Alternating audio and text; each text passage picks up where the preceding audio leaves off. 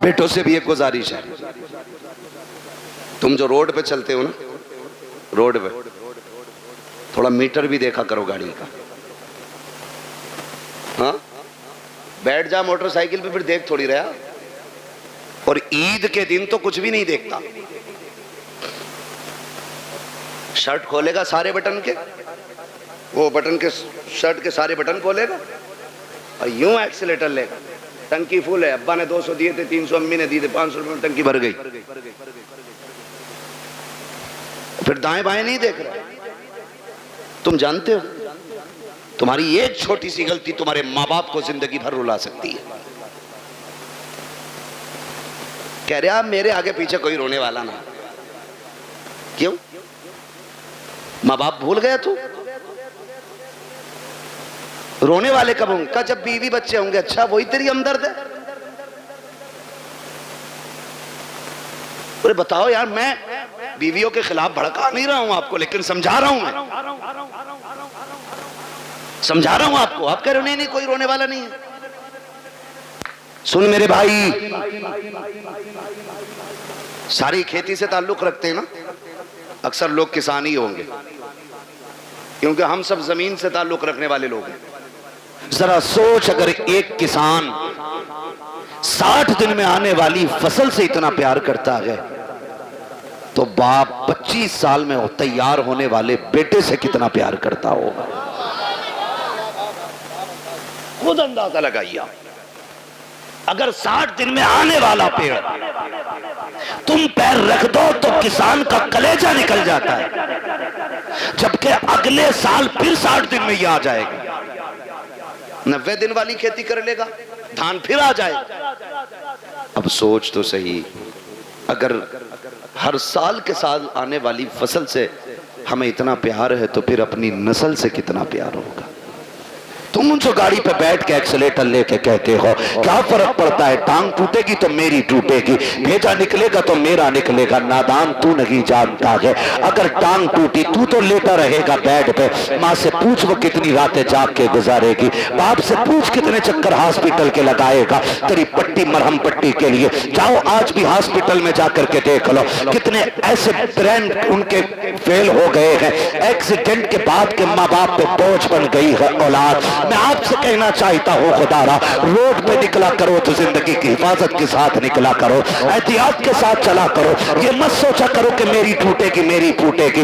नहीं नादान, तेरी टूटेगी, तुझे एक बार दर्द होगा, लेकिन जब तक तू तड़पता रहेगा उससे ज्यादा तेरे माँ बाप को तकलीफ होती रहेगी। तुम रोड पे चल करके कहते हो क्या है, मैं जिंदगी का मालिक हूँ, तू कुछ भी नहीं है। औकात क्या है, हैसियत क्या है? मालिक किसे कहते हैं? ठोकर लगी तब निकल जाता है, बंदा लगा तब निकल जाता है, जरा सी जोर से गिर गए तब निकल जाता है। किस मिल्कियत पे घूम रहे हो? और तुम्हें खुदा का वास्ता अपनी फिक्र करो ना करो, माँ बाप की फिक्र किया करो, उनके लिए शराफत से चला करो। गाड़ी पे जब बैठा करो दुरूद पढ़ के बैठा करो, दुआ पढ़ के बैठा करो। दुआ की बात तो छोड़ो, मेरी कौम को तो बिस्मिल्लाह पढ़ने का भी होश नहीं रहता है।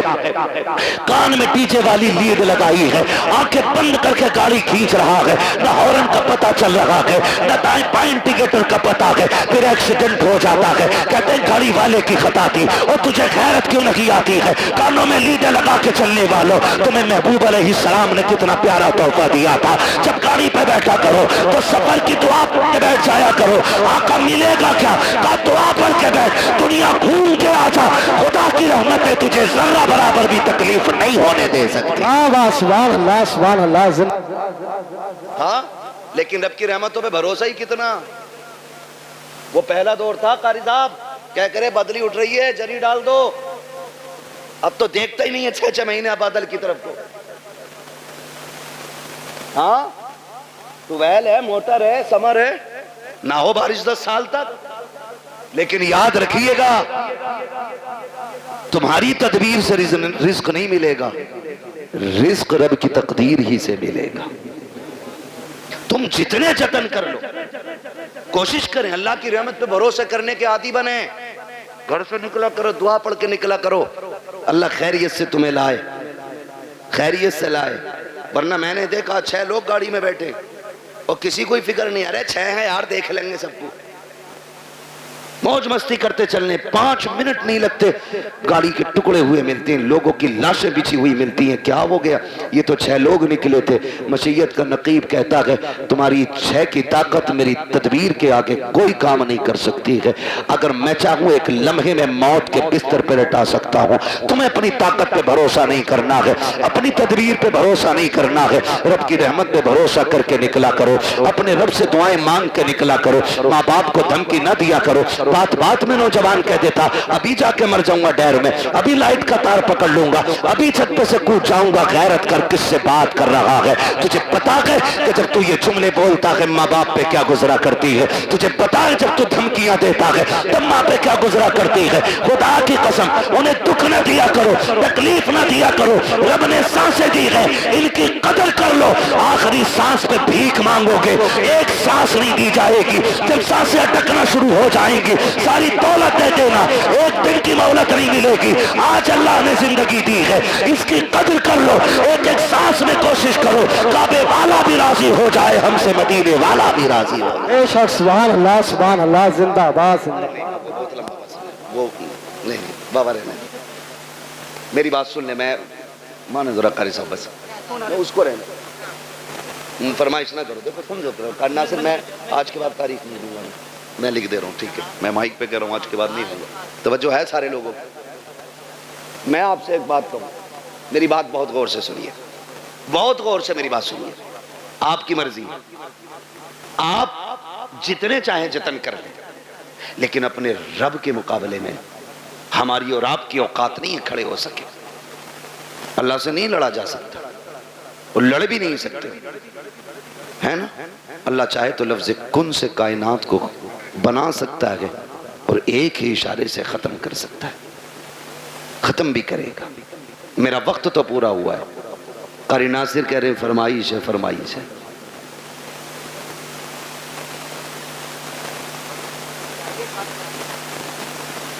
अल्लाह आपको सलामत रखे भाई, बर्दाश्त कर लेंगे 10 मिनट और?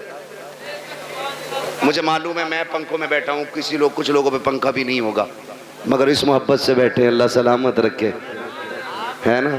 जरा सारे कह दें या रसूल अल्लाह, अल्लाह सलामत रखे। आज ना फरिश्ते जा करके ना ठेकेदार के बेटे की कब्र में अपनी जब रहमतों की गठरियां लौटते होंगे ना, तो बेटा पूछता होगा आज ये रोशनी किधर से आ रही है?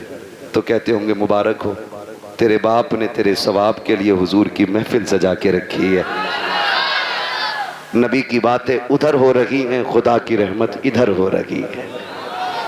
ये बड़ी बरकतों वाली महफिल है। लोग पता नहीं क्या समझें या ना समझें, मैं इसके बारे में नहीं जानता हूँ, लेकिन इतनी गुजारिश है, ये महफिल इतनी बरकतों वाली है, इतनी बरकतों वाली है। हम जो सुन्नी इस महफिल को सजाते हैं ना, इस महफिल को जो सजाते हैं, ये इतनी रहमतों वाली महफिल है, इतनी बरकतों वाली है। इसमें जो आके बैठ जाता है बख्श दिया जाता है। असल बात है उस बख्शिश को बचा के रखें। आप आके बैठे, आप बख्श दिए गए, लेकिन अब कल से कोई काम ऐसा नहीं करना जो फिर वो नाराज हो। लेकिन हम कल से फिर वही भेड़ वाली चाल, जितने आके बैठ जाते वो सारे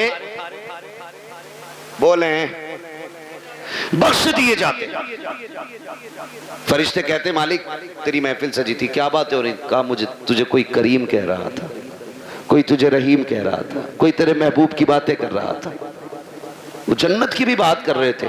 रब फरमाता उन्होंने मेरी जन्नत देखी है? कहा नहीं। कहा फिर उन्हें कैसे पता चला? मुझे देखा नहीं, यकीन कैसे? फरिश्ते कहते होंगे एक देखने वाले का कहा मान लिया है, बिन देखे तुझे हमने खुदा मान लिया है। तो मालिक उनसे तेरे महबूब ने कहा खुदा है, तो उन्होंने कह दिया है। तेरे महबूब ने कहा जन्नत है, तो फिर है। तेरे महबूब ने कहा दोज़ख है, तो फिर अल्लाह सलामत रखे। ये सुन्नियों का अकीदा है। हुजूर ने कह दिया है तो तुम्हारे मुंह से जो निकली वो बात होके रही। मेरे नबी कभी झूठ बोलते ही नहीं। उन्होंने कहा है तो है। मालिक तेरे महबूब ने कहा, उन्होंने मान लिया। कबिन दे के कहा हाँ, रब फरमाता गवाह हो जाओ, जितने आए बैठे मैंने सबको जन्नती बना दिया है। फरिश्ते कहते हैं अल्लाह एक तो गुजर के जा रहा था मंडल लेने, मतलब किसी भी काम से, और वो मौलवी को देख के रुक गया या खाली लाइटिंग देख के रुक गया, भीड़ देख के रुक गया, उसका मकसद जलसे में आना नहीं था। रब फरमाता फरिश्तों मैंने उसे भी माफ कर दिया। अल्लाह वो क्यों बख्शा गया? रब फरमाता वो कोई भी था लेकिन महफिल तो मेरे महबूब की थी ना। फरिश्तों में उस गुनाहगार को देखूं या अपने महबूब को देखूं? मैंने महबूब के सदके में सारे ही बख्श दिए। बख्शे तो सब जाते हैं, असल है बचाना। इस बख्शिश को कितने बचाते? सुबह ही निकले और गाली बक दी सामने वाले को दाढ़ से। पहली बात तो आगा ना मस्जिद में, और आगा भी ना तो कह रहा तुझे पता रात कल हुआ घर में पुलिस आई थी। मतलब जो बात कहीं किसी को पता नहीं, मस्जिद में अगली सफ में बैठ के कह रहा। हाँ कह रहा तुम्हें पता है? हाँ तो उसके लोंडे को पुलिस ले गई। तो भाई सबसे पहले यही करने को मिला था तुम्हें, क्या नतीजा? ज़बानें भी साफ रखो, दिल भी पाक रखो। और मस्जिद में बैठ के कह रहा भाई कितना धान हुए तेरे? धान कितने हुए? क्यों मंडी में बैठाया, हाथ की दुकान पे आया कि बीज का प्रचार कर रहा है। मस्जिद है, मस्जिद है, एक ही सफ में खड़े हो गए महमूद व अयाज, ना कोई बंदा रहा ना कोई बंदा नवाज। ये बंदगी की जगह है, गंदगी की जगह नहीं। यहां बंदगी कीजिए, क्विंटल और किलो ना नापिए।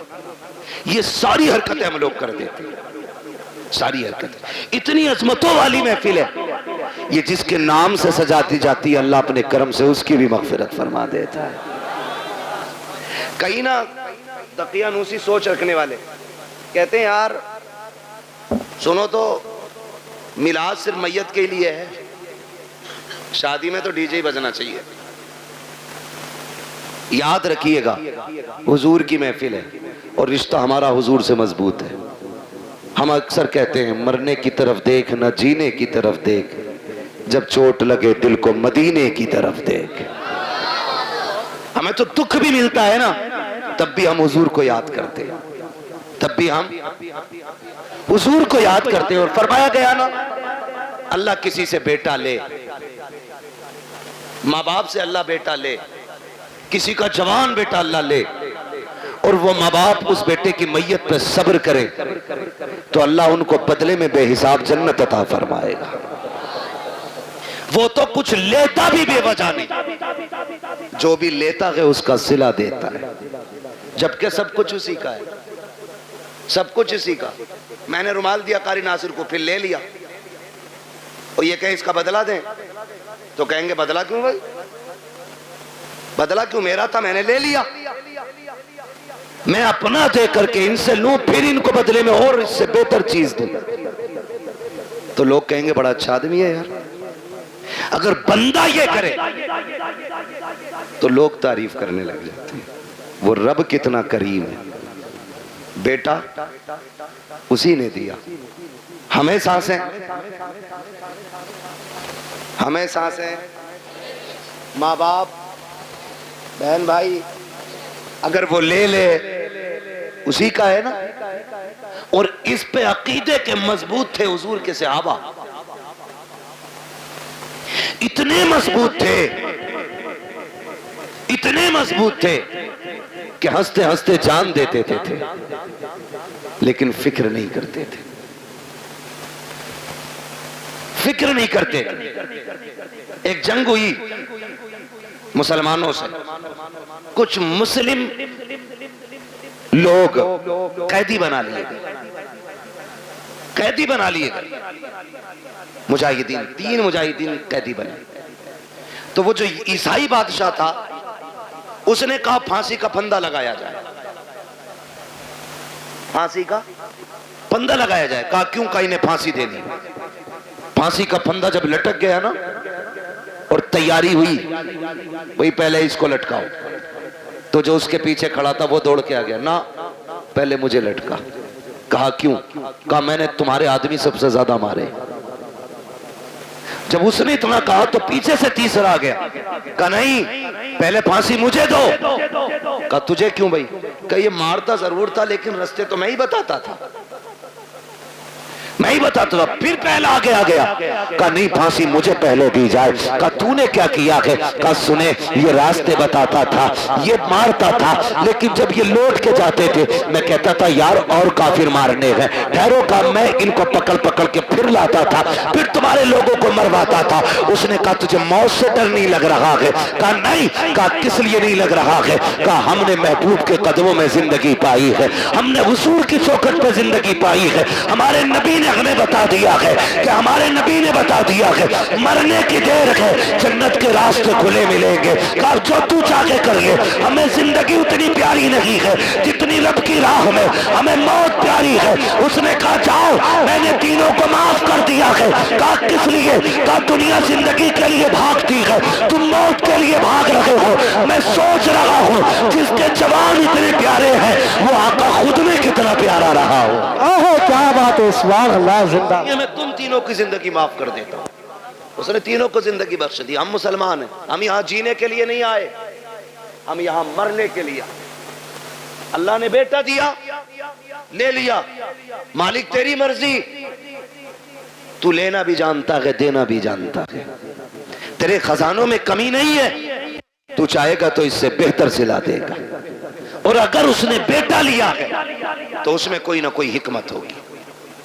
अल्लाह का कोई भी काम हिकमत से खाली नहीं होता है। और अगर आप ये सोचें पता नहीं मेरे बेटे का क्या हो रहा होगा, मेरा बेटा क्या होगा, मेरे बेटा कब्र में है, मेरे बेटा यहाँ होता तो ऐसा होता, मेरा बेटा यहाँ होता तो वैसा होता, ऐसे बैठ के बातें करता, वैसे बैठ के बातें करता। याद करना प्यारे, मौत से डर उस वक्त तक लगता है जब तक मौत आ नहीं जाती है। जब मोमिन को मौत आ जाती है तो फिर वो जीना नहीं चाहता है, फिर वो रब की रहमतों को इतने करीब से देख लेता है, इतने करीब से देख लेता है कि फिर उसके बाद अगर उसे जिंदगी लौटाई भी जाए तो फिर वो जिंदा होना नहीं चाहता है। वो जानता है जितना करीम मेरा रब है, कोई बाप बेटे से उतना प्यार नहीं करेगा, कोई माँ औलाद को इतना नहीं चाहेगी, कोई खानदान बेटे को इतना प्यार नहीं देगा जितना रब अपने बंदे से प्यार करता है। जितनी रहमतें उसकी अपने बंदों के साथ होती है तो दिल तोड़े न किया करो, उदास न हुआ करो। उसकी मर्जी है, उसने ले लिया। मालिक जिसमें तू राजी है उसमें मैं राजी हूँ, ये सोच के जिंदगी गुजार जा। जब तू खबर में आएगा मैदाने महशर में वो कहेगा मेरे बंदे परेशान ना हो, आज जिसमें तू राजी है उसमें मैं राजी हूं। ओहो क्या बात है, सुभान अल्लाह, सुभान अल्लाह। इसलिए रब की रजा पे राजी रहना, रब की रजा पे राजी रहना, अपनी फिक्र करनी है। किसकी? अपनी फिक्र। फरमाया गया कि जब मलकुल मौत रूह निकाल के जाते ना और घर में रोया पिटाई पड़ती है तो मलकुल मौत ठहरते और आवाज दे के कहते हैं घर वालों अगर तुम्हें अपने अंजाम का पता चल जाए,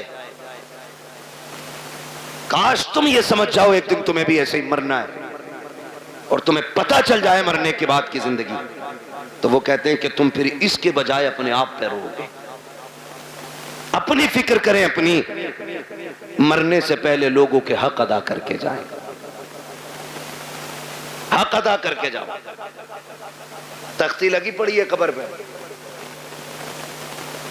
बड़े लंबे अलकाबात के साथ, फला हाजी मरहूम, भाई किसी का नाम आजा बुरा मत मानना, अच्छन खां, पुत्तन खां, बब्बन खां, लग गई तख्ती। एक बार तख्ती लगी है फिर उसके बाद कोई फूल डालने भी नहीं आता। फूल तो क्या, कब्र बैठ जाए तो मिट्टी डालने भी लोग नहीं आते। तू तख्ती लगा के तेरे बच्चों ने सोच लिया हक अदा हो गया।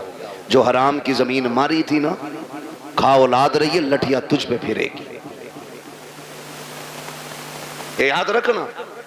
और बेटों से कहो तुम वापस कर दो, कह रहे हमने थोड़ी लूटी है, तो अब्बा ने लूटी थी, हमें तो विरासत में मिली है। क्यों? माले गनीमत है, माले गनीमत है। तेरी मेरी औकात क्या है?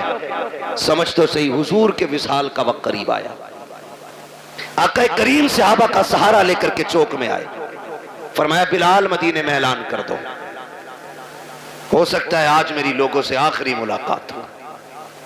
हजरत बिलाल ने जब यह ऐलान किया लोग चीख पड़े, रोते हुए दौड़े गलियों में और चौक में भीड़ लग गई। हुजूर सहाबा का सहारा लेकर के चौक में तशरीफ लाए। भीड़ लगी है हुजूर के दीवानों की। आज कह रहे अरे देखा जाएगा, 2 कुरान खानी फालतू करा देंगे अब्बा के नाम की, एक पतीला और ना सही, जमीन है 4 लाख की, पतीला बन जा रहा 4000 में। कौन दे रहा जमीन? एक पतीला फालतू बनवा देंगे।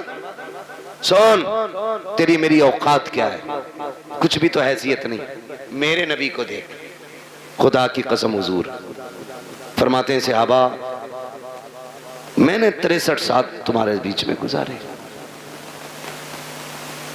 तुम्हारे साथ रहा हूं। बशरी तकाजे के मुताबिक अगर किसी को कोई तकलीफ हो गई हो तो आज वो बदला ले ले या माफ कर दे। मेरे ऊपर किसी का कर्जा है तो आज वो मुझसे अपना कर्जा ले ले। सहाबा की आंख में आंसू आ गए। या रसूल अल्लाह, आपसे मांगेंगे? फरमाया, मैं अपने रब से इस हाल में मिलना नहीं चाहता कि मुझ पे किसी का एक सिक्का भी हो। ये कौन कह रहा है?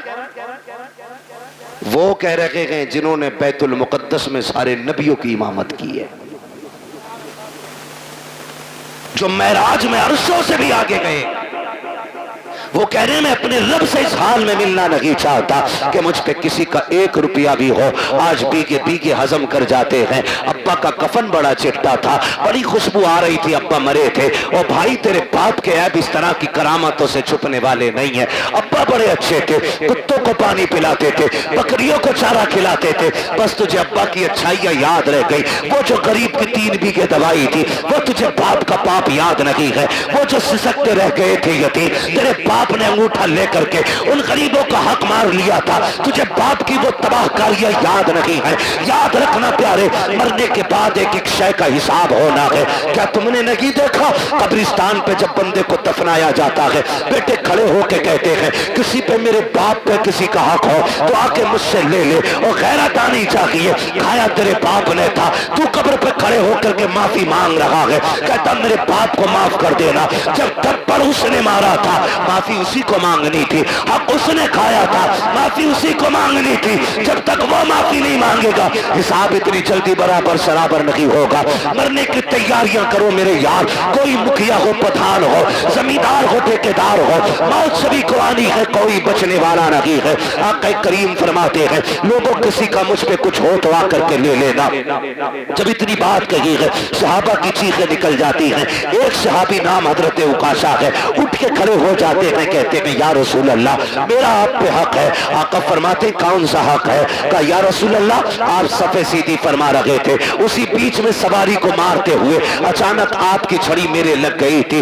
आका मेरे कमर पे आपका कोड़ा लगा था, मुझे उसका बदला चाहिए। जैसी इतनी बात उकासा ने कही है, अबू बकर उमर तड़प जाते हैं। हुजूर की तबीयत इतनी अलील है कि सरकार अपने सहारे खड़े नहीं हो पा रहे हैं। बुखार की शिद्दत इतनी है कि एक रंग आ रहा है, एक जा रहा है। सहाबा कहते हैं उकाशा शर्म तो कर, ये वही है जिन्होंने जन्नत का रास्ता बताया है, ये वही है जिन्होंने हमें वहदानियत सिखाई है, ये वही है जिन्होंने हमें रब से मिलाया है। इनसे बदला लेने की बात कर रहे हो। उकाशा कहते मुझे मेरा बदला चाहिए। आका करीम फरमाते हैं सहाबा ठहर जाओ। कहते या रसूल अल्लाह, बदला ऐसे नहीं। कहा फिर कहा आपका जो कोड़ा लगा था, आज मुझे वही कोड़ा चाहिए, वही कोड़े से मुझे बदला लेना है। मेरे नबी ने इतना सुना, फरमाते हैं सलमान जी या रसूल अल्लाह, का हमारी बेटी खातून जन्नत के घर चले जाओ, उनके यहाँ से वो कोड़ा ले आओ। सलमान फारसी गए हैं, कहते खातून जन्नत कहा जी, का कोड़ा दे दीजिए। बेटी बेटी हुआ करती है खुदा की कसम। का क्या काम है कोड़े का? मुस्तफा ने मंगाया है। का मेरे बाप की तबीयत तो खराब है, कोड़े की जरूरत क्या पड़ गई है? का कई करीब ने आज ऐलान किया है जिसको जो बदला लेना है मुझसे ले ले। का उकाशा खड़ा हो गया है, हुजूर के हाथ से कोड़ा लगा था, आज वो बदला लेना चाहता है। खुदा की कसम खातून जन्नत ने इतना सुना है, तड़प जाती हैं। और यार रब से बेटे मांगते हो, बेटियां भी मांग लिया करो, इसलिए कि बेटे जायदाद के वारिस होते हैं, बेटियां बाप के प्यार की वारिस हुआ करती हैं। बेटे जायदाद बांटा करते हैं, बेटियां अपने बाप के दुख को बांटा करती है। खातून जन्नत ने इतना सुना है, आंखों में आंसू भर लाई है। घोड़ा तो उतार लिया आपने, लेकिन थोड़ी शहजादे लेटे हैं चटाई पे, उठाया, उठो रे बेटो, कहीं देर ना हो जाए। दोनों शहजादे उठ जाते हैं। अम्मी खैर तो है, कहा जल्दी करो, सोने का वक्त नहीं है। कहा बात क्या हो गई है? कहा ये घोड़े लेकर के चले जाओ, सुना है कोई उकाशा नाम के सहाबी है, नाना से तुम्हारे बदला लेना चाहते हैं। तुम्हें पता है ना हसनैन मेरे बाप कितने कमजोर है, बुखार की शिद्दत है, तुम्हें पता है ना कितने दुखों से गुजर रहे हैं रहमतुल्लिल आलमीन। का जी अम्मी जान, का जाओ बेटे अपने नाना की बारगाह में चले जाओ, और वो सहाबी जो नाना से बदला लेना चाहते हैं उनसे जाके उनको राजी करो। अगर एक घोड़े के बदले में तुम्हें 100 घोड़े भी खाने पड़े तो बेटे हंस के खा लेना, लेकिन मेरे बाबा के घोड़े ना लगने देना। ये बेटियां हुआ करती हैं, जैसे शहजादों ने इतना सुना है, दौड़ लगाई है, आके उकाशा का हाथ पकड़ा, वहां तशरीफ लेकर के आए हैं जहां पे भीड़ लगी है। सहाबा खड़े हैं, कहते हैं चचा जरा सलमान बताओ तो सही, वो कौन से सहाबी हैं जो हमारे नाना से बदला लेना चाहते हैं? हजरत उकाशा ने इशारा किया, वो जो खड़े हैं, हजरत उकाशा की तरफ इशारा किया, तो वो जो खड़े हैं वही बदला लेना चाहते हैं। दोनों शहजादे दौड़ के आए हैं, आके हाथ पकड़ते हैं। इमाम हसन ने दाना हाथ पकड़ा है, इमाम हुसैन ने बाया हाथ पकड़ा है। कहते चाचा उकाशा ऐसा कीजिए,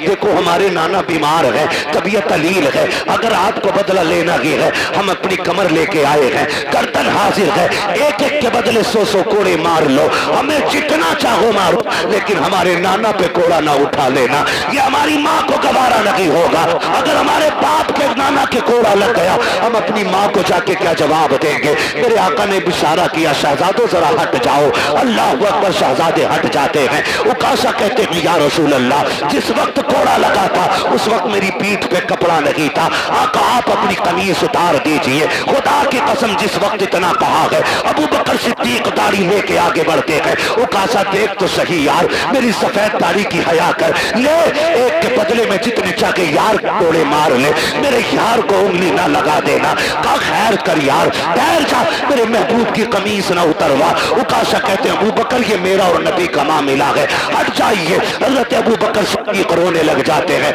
उमर आगे बढ़ते हैं, कहते यार पूरी जिंदगी इनके नाम पे गुजारी है, रब ने सारी इज्जतें में दी है, कैसा करो काशा, जितना चाहे कोड़े मार ले, लेकिन महबूब को हाथ न लगाना। हजरत उकाशा कहते उमर बीच में ना आइए। मेरे नबी फरमाते अबू बकर उमर हट जाओ, दोनों हट जाते हैं। फिर उसके बाद मेरे नबी ने जब अपनी कमीज को हाथ लगाया है, जमीन कांपने लग जाती है, आसमान लरस जाता है। आज नबूवत के बदन से लिबास उतारा जा रहा है, वो भी कोड़े के लिए। सहाबा इकराम की चीखें निकल जाती हैं जब मेरे नबी ने कमीज उतार दी है। अल्लाह अकबर। उकाशा कहते हैं आका आप मेरी तरफ कमर कीजिए, उधर रुख कीजिए। जब मेरे नबी ने पीठ की है, सहाबा की चीखें निकल जाती है, एक दूसरे को देख करके बेहोश हो जाते हैं। हालत ये थी कि चीखें निकल रही है, सहाबा ने आंखें बंद कर ली है कि कोड़ा लगते हुए कैसे देखेंगे, लेकिन कुछ इस कोशिश में थे, जान भी देनी पड़े तो देते, लेकिन आका के कोड़ा ना लगने दिया जाए। मेरे नबी ने कमीज उतार दी है, रुख किया के पीठ का उकाशा की तरफ। कहते उकाशा यार बदला ले ले, ये तेरा हक बनता है मेरे ऊपर। जैसी इतनी बात कही है, हजरत उकाशा ने कोड़ा फेंक दिया है, जाके मेरे नबी की कमर से लिपट जाते हैं। वो जो शानों के बीच में मोहरे नबूवत लगी थी उसे चूमने लग जाते हैं। कहते या रसूल अल्लाह उकाशा की औकात क्या है जो आपसे बदला ले सके? आका ये मैंने इसलिए किया, मैंने सुना था कि जो बदन आपके बदन से लग जाएगा उसे जहन्नम की आग नहीं जलाएगी। आका मैंने कमीज उतरवाई ताकि आपका बदन बिना कपड़े के हो जाए। आका मैंने अपना बदन आपके बदन से लगाया ताकि जहन्नम की आग से बच जाओ। मेरे नबी ने फरमाया सहाबा जिसे जन्नती देखना हो मेरे उकाशा का चेहरा देख ले, उसने जन्नती देख ली। क्या नारे तकबीर, नारे रिसालत, नारे वंशियत, मसलके आला हज़रत, बस्ती बस्ती करिया करिया। मैं यार बोलते कि इंशाल्लाह दिल निकालते बाहर फेफड़ा निकाल कर हाथ उठाकर बोले नारे तकबीर, नारे रिसालत, नारे वंशियत। हज़रत अल्लामा मुफ्ती अब्बास वाला साहिब किबला, उलमा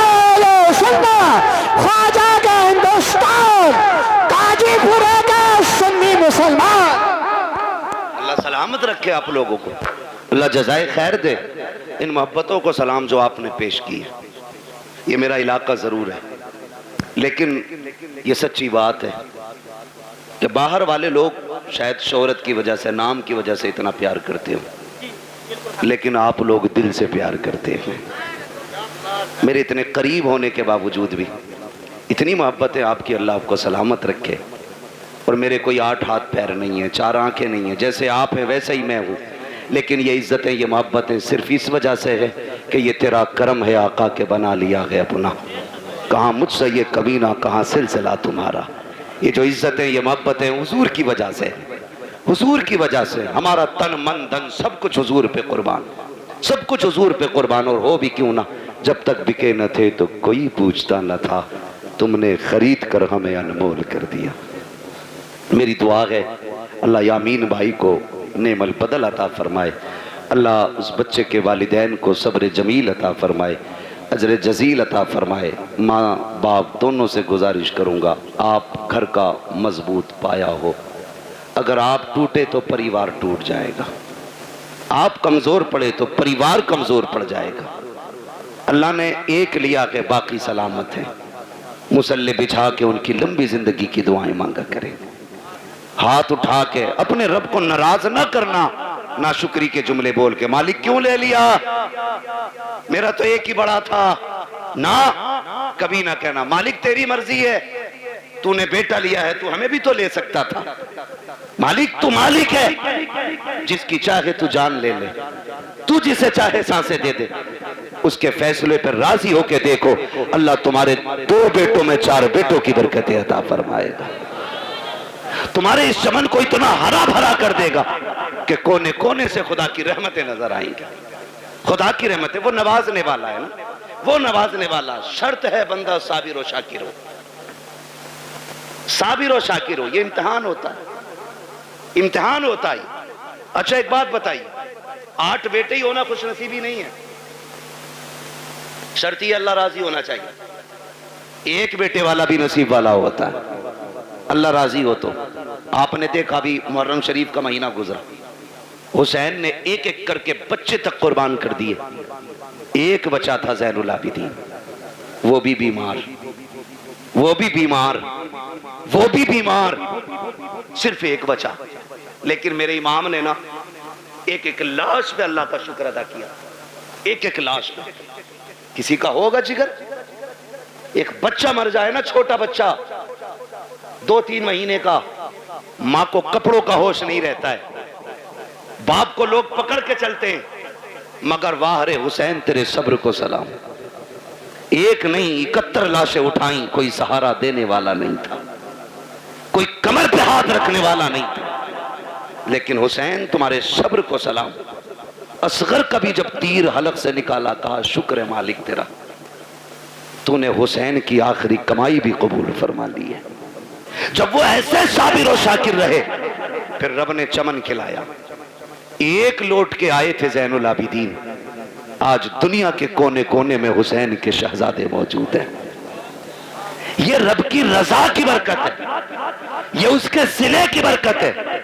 उसने चंद लिए और इतने दिए कि दुनिया के किसी भी कोने में चले जाओ, कोई कहता मैं हसन की औलाद हूं, कोई कहता मैं हुसैन का बेटा हूं, कोई कहता मैं ज़ैनुल आबिदीन की नस्ल से हूं, कोई कहता है इमाम बाकिर का बेटा हूं, कोई कहता है इमाम जाफर का बेटा हूं, कोई कहता है इमाम तकी का बेटा हूं, कोई कहता है इमाम नकी का बेटा हूं, कोई कहता है इमाम कासिम का बेटा हूं।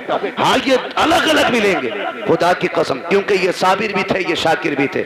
और सामने जो यजीदी थे, ना वो साबिर थे ना वो शाकिर थे।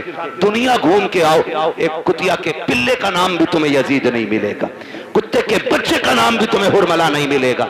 क्यों? इसलिए कि जो रब के सामने अकड़ जाते हैं, रब उन्हें मिटा देता है। जो उसके सामने झुक जाते हैं, खुदा उनकी नस्लों को कयामत तक के लिए जिंदा फरमा दे। हमें रब के हर फैसले पर राजी रहना है, रब के हर फैसले पर राजी रहना है। अल्लाह यामीन भाई की बाकी नस्ल में बरकत अता फरमाए, बाकी बेटों की अल्लाह हिफाजत फरमाए। अल्लाह सब्र दे, दुख तो होता ही अपने जाने का, लेकिन सब्र का दामन न छूटे। मज़ा तो तभी है जब आंख में आंसू हो और बंदा फिर भी कहे शुक्र है मालिक तेरा, शुक्र है मालिक तेरा। अल्लाह ताला हमारे यामीन भाई और इनके तमाम अहले खाना को सब्र जमील अजर जजील अता फरमाए। फरमाया गया इन्नल्लाह मअस साबिरीन, अल्लाह सब्र करने वालों के साथ है। भाई मैं आपसे भी यामीन भाई से भी गुजारिश करूँगा, माँ तो चूँकि माँ होती है, माँ का दिल बड़ा नरम होता है, बड़ा नरम माँ का दिल होता है, इसलिए कि अगर बेटा खाना ना भी खाए तब भी माँ रो देती है। माँ बेटा शाम को लेट आए तो माँ फिर रोने लग जाती है। बेटा अगर एक दिन के लिए गायब हो जाए माँ रोने लग जाती है। तो माँ का दिल बड़ा नर्म होता है। जिम्मेदारी घर वालों की है, माँ को बस इतना बताना, ये यकीन कर कि अल्लाह की नेमत थी उसी ने ले ली है और वो उसका बेहतर सिला देगा। अगर हम साबिर रहे बेटे के इस वफात पे तो रब हमें बेहिसाब जन्नत भी अता फरमाएगा। बेशक ये भी कोशिश हमें करनी है। अल्लाह सलामत रखे, बस जो हुए अगलात उनको माफ़ फरमाए रब्बे कायनात। ज़िंदगी ने दिया साथ, फिर होगी मुलाकात, चमन रहा फूल खिलेंगे, ज़िंदगी रही फिर मिलेंगे, मुसाफिर हैं हम भी, मुसाफिर हो तुम भी, किसी मोड़ पर फिर मुलाकात होगी। फ़कीरान आए सदा कर चले।